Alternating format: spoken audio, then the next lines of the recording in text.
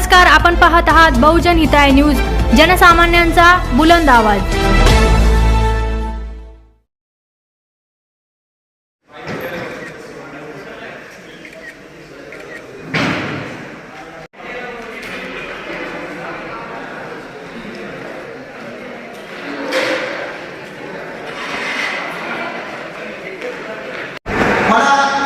मी ज्या विषयावर आता तुमच्यासमोर बोलणार आहे तो विषयाचा अभ्यास मी गेल्या 4 वर्षापासून करतो आणि त्याचं जे फळ आहे त्याचं फळ एक सगळ्यात पहिली गोष्ट माझा मुलगा मी प्रथम IIT बॉम्बेत पडलो।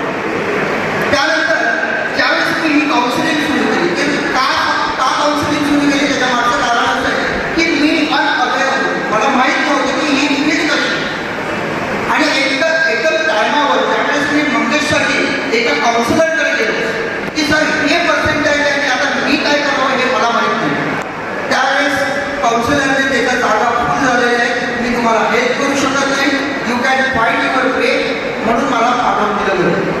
त्याच्यानंतर मी विचार केला की माझ्यासारखे किती पालक असतील की ज्यांना माहीतच नाही की इंजिनिअरिंग आणि मेडिकलच्या पुढे विद्यार्थी 12वी पास झाल्यानंतर करायचं का।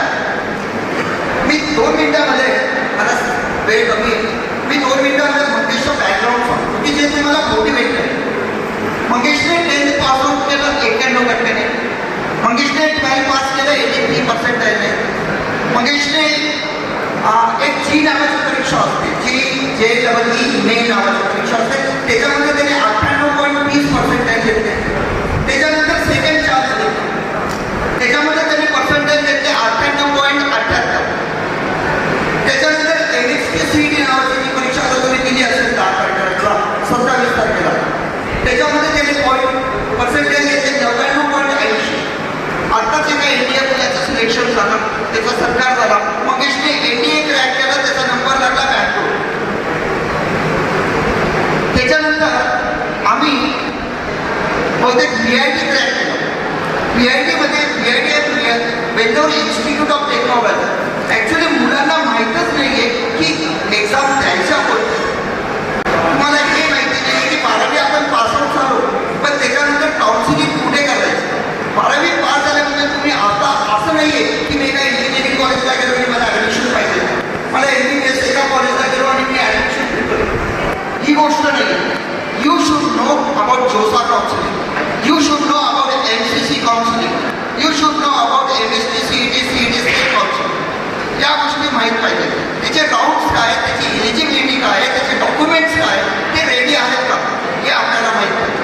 कारण की आत्ताच काल VITचा राऊंड झाला, या VITच्या राऊंडमध्ये मुलांनी VIT बेंगलोर आणि VIT चेन्नई या दोघंही कॉलेजला ॲडमिशन्स घेतलेली आहे।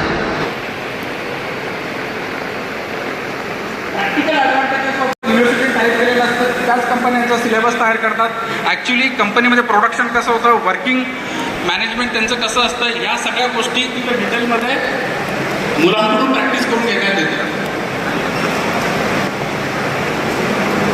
ॲडव्हान्स करिअर मला बऱ्याच प्रश्न म्हटलं असतं की वोकेशनल प्रोग्राम आहे म्हणून मला पुढे MPSC किंवा UPSC द्यायची, त्याच्यामध्ये मला चालेल। Bachelor of vocation program central गव्हर्नमेंटनं मान्यता दिलेली आहे की हा bachelor of vocation program is a equivalent to our regular degree program. म्हणजे प्रोफेशनल डेव्हलपमेंट सर्टिफिकेट्स मिळू शकतो आणि त्याला गव्हर्नमेंट सेक्टरमध्ये सुद्धा ऑपॉर्च्युनिटी आहे। तर आपण ह्या स्लाईडमध्ये BWOC that is bachelor of vocation याच्याबद्दल माहिती घेतली। हा एकदम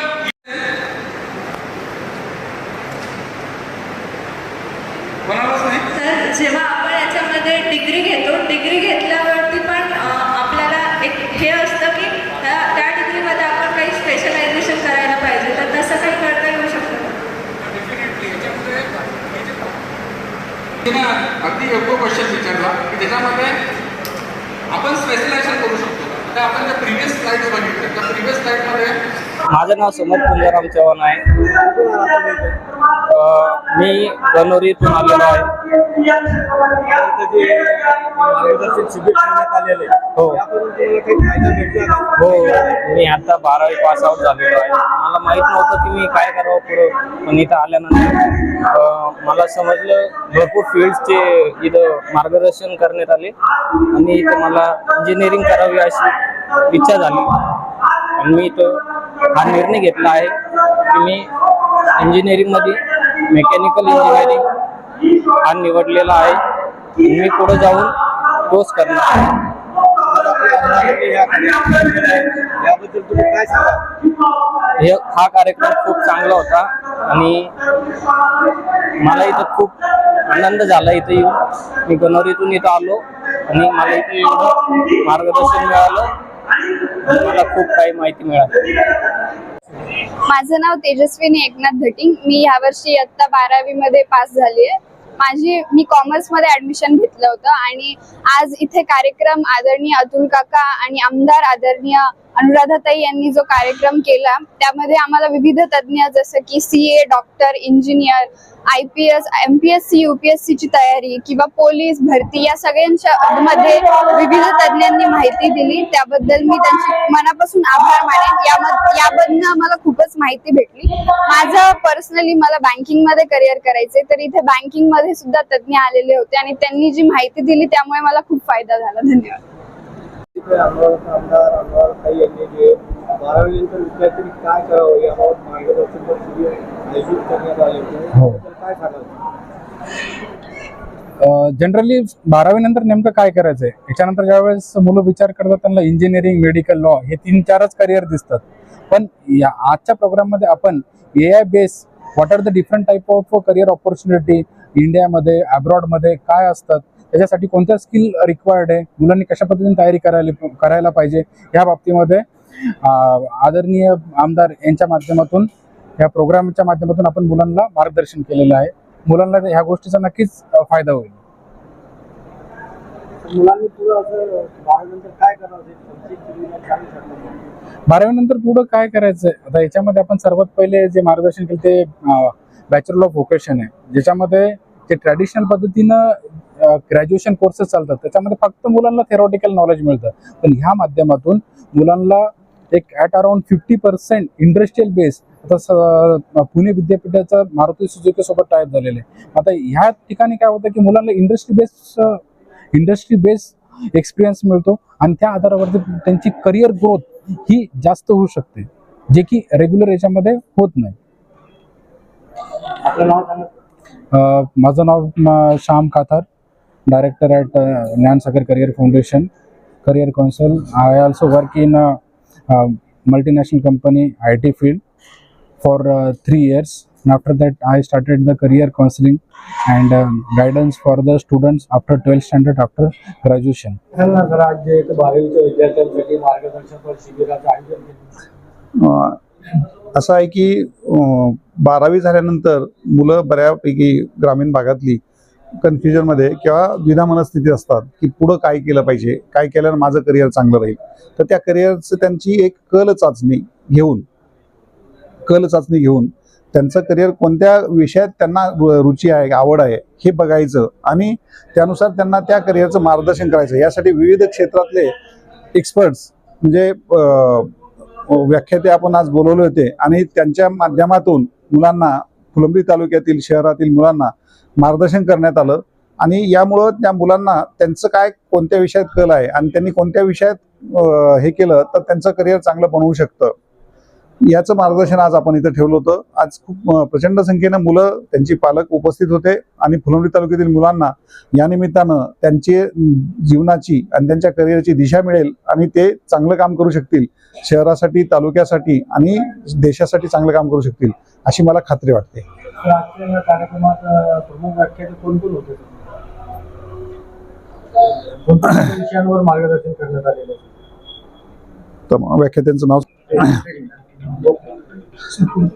आज हे जे आपण कल चाचणी आधारित करिअर मार्गदर्शन कार्यशाळा जे ठेवली होती यामध्ये अप्पर पोलीस अधीक्षक अशोक बनकर सर, आपले छत्रपती संभाजीनगर महापालिकेचे स्मार्ट सिटीचे deputy CEO Ravindra Jogdand sir, त्यानंतर बँकिंग क्षेत्रातील विशाल गाडेकर सर, अजित काकडे सर होते स्पर्धा परीक्षा मार्गदर्शक तज्ज्ञ जे की बेंगलोरून आलेले आहेत विशेष यासाठी, प्राध्यापक श्याम काथार जे की करिअर फाउंडेशन अकॅडमी चालवत आहेत, ज्ञानसागर, त्यानंतर Gyanshree रेगुडे sir chartered accountant, Santosh सागर सर पॉलिटेक्निकचे, आपले अक्षय जोशी सर आले ते सहसंचालक तंत्रशिक्षण विभागाचे, आणि लीड्स विद्यापीठ इंग्लंड इथून आपल्या बाजार संघी जवळच्याच रेणुका गायकवाड मॅडम आहेत, त्यांनी 1-2 मिनिटं आपल्या मुलांना मार्गदर्शन केलं, ऑनलाईन केलं त्यांनी.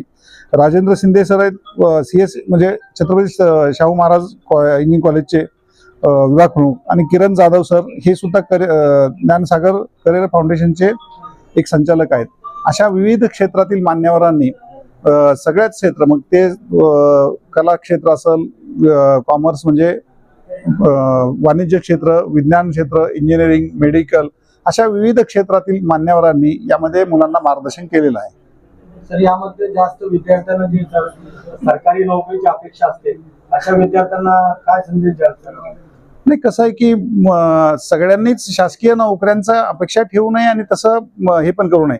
आपण जर बघितलं तर राज्याची लोकसंख्या 15 कोटी आहे आणि शासकीय नोकऱ्या 5 लाख आहेत, त्यामुळे त्या अत्यल्प आहेत.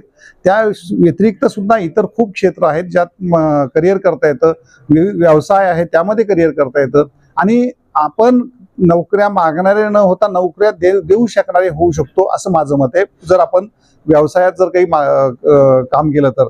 आणि ते पण इथं सगळं सांगितलं जात आहे, त्या गोष्टी सुद्धा इथं मुलांना सांगितल्या जात आहेत. नोकऱ्या न मागणारे न होता नोकऱ्या देणारे व्हा. सर, 12वीचा निकाल तर फार छान लागलेला आहे, होय, परंतु काही विद्यार्थी अनुत्तीर्णही झालेले, असे विद्यार्थी खचून जातात, यांना काय संदेश द्याल? 12वीच्या परीक्षेत यश मिळणं हा एक भाग आहे जीवनाच्या चढ उतारांपैकी, आणि अपयश येणं हा सुद्धा त्या याचाच एक भाग आहे, आयुष्याचा एक भाग आहे. अपयश आलं तर खचून जाण्याचं काही कारण नाही. 12वीत अपयश आलेले विद्यार्थी पुढं खूप चांगलं करिअर घडवू शकलेले आहेत. करिअर घडवण्याचा फक्त शिक्षण हाच एक मार्ग नाही, तर स्पोर्ट्स क्रीडा क्षेत्र सुद्धा आहे, त्यामध्ये काही मुलं खूप हुशार असतात, त्या मार्ग सुद्धा मुलांनी अवलंबले पाहिजे. आणि शिक्षण 12वीचे जरी फेल झाले तरी पुन्हा नव्या उमेदीने त्यांनी त्याच्यात हे केलं पाहिजे. एक जीवनातली एक दुर्घटना समजून ते विसरून जायला पाहिजे, आणि निराश न होता, नाराज न होता आणि खचून न जाता त्यांनी पुन्हा नव्या उभारीनं हे केलं पाहिजे आणि परीक्षा दिल्या पाहिजे. त्यांना पण यश येऊ शकतं, आणि तशी मुलं आहेत बरीच की जी त्यामधून पण पुढे आलेली आहेत 12वीच्या अपयशानंतर सुद्धा.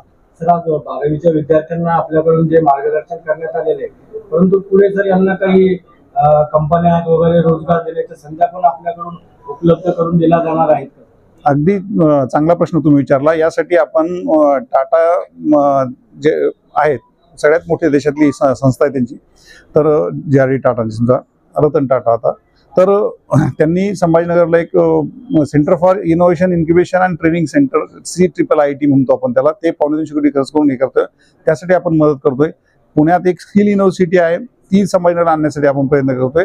तर मुलांना नोकऱ्या मिळाव्यात यासाठी सुद्धा आपला प्रामाणिक आणि अत्यंत कष्टपूर्वक प्रयत्न असेल. मुलांना जास्तीत जास्त नोकऱ्या कशा मिळतील यासाठी आपण प्रयत्न करणार आहोत. धन्यवाद.